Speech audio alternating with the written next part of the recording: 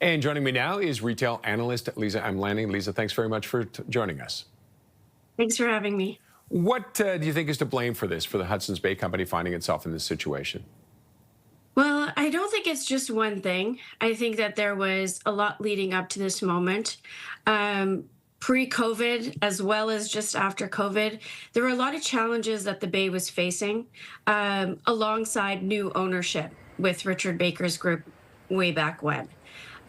When Saks Global came into fruition, it was very clear that the group was not going to focus at all on the Canadian operations. And I think that was a real clue into what was about to happen, which was the demise and downfall of the Bay. Were they setting it up to fail, do you think? I think, in a sense, yes.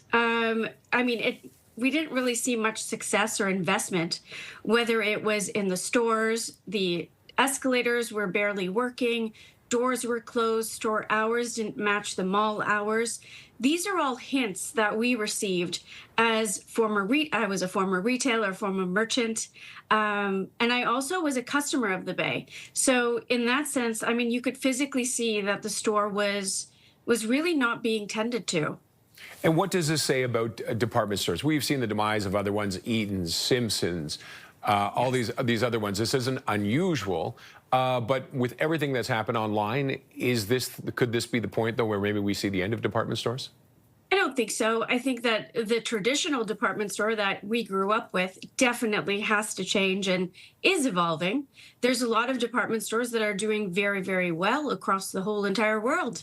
The fact is, the Canadian department store, the Hudson's Bay, was just not invested in, and it didn't evolve as the customer was evolving. Now, shoppers have changed habits. We know spending habits and how they shop has changed. But the fact is, the Bay did not keep up with the customer. And that was a direct result of not taking care of their stores, not investing in the right sales associates, training those sales associates. And there are some great people who work at the Bay.